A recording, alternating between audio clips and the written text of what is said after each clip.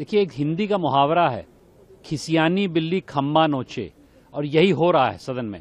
जब बिहार में 200 से ज्यादा सीटें भारतीय जनता पार्टी को मिली है और उसके बाद सदन में आके वही एसआईआर का मुद्दा, जिसके ऊपर तमाम इन्होंने यात्राएं की थी, तमाम चीजें करी थी, और बिहार की जनता ने, जो कि बहुत महत्वपूर्ण चुनाव था, उसमें पूरी तरह इसको नकारा है।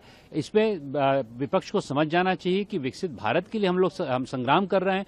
हमारे देशवासी चाहते हैं कि एक विकसित भारत बने, उसके लिए हर क्षण सदन का बहुत महत्वपूर्ण है। और मैं आग्रह करना चाहता हूं विपक्ष को कि आप लोग सुधर जाइए। एसआईआर का मुद्दे के ऊपर चर्चा हो सकती है, लेकिन इस प्रकार से प्रश्नकाल में और 0 आवर में आके इस प्रकार के बिल में जाके घुसना गलत है। कल ही मैंने अपना बयान देने के लिए मैं खड़ा हुआ था मणिपुर जीएसटी बिल पे, और मुझे 2 मिनट मिले बोलने के लिए, उसके बाद सदन को स्थगित करना पड़ा। इस प्रकार के नारेबाजी का मैं खंडन करता हूं। आप लोग आइए, मिलजुल के देश को बनाया जाए। अगर उसमें बहस करनी तो बहस किया जाए। सदन में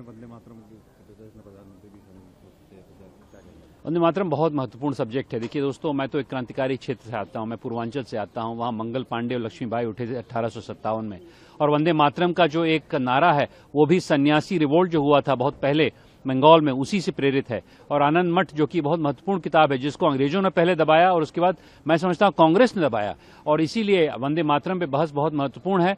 और इस पे जब बहस होगी तो असली क्रांति जो हमारे देश की है, छोटे गांव शहरों से निकल के आती है, जो आपने आनंद मठ में पढ़ा होगा, उस प्रकार की क्रांति को हम लोग उजागर करेंगे, ताकि एक नई क्रांति आए। वो विकसित भारत की क्रांति है। अब किसी को भगाना नहीं है, किसी से लड़ना नहीं है, अब तो भुखमरी से लड़ना है, अब तो बेरोजगारी से लड़ना है, और इसके लिए हमें विकसित भारत का नारा लेके आगे बढ़ना पड़ेगा। अगले 20 साल में हम नए भारत का निर्माण करेंगे आदरणीय प्रधानमंत्री जी के नेतृत्व में, और इसके लिए वंदे मातरम का नारा एक बहुत प्रखर होगा।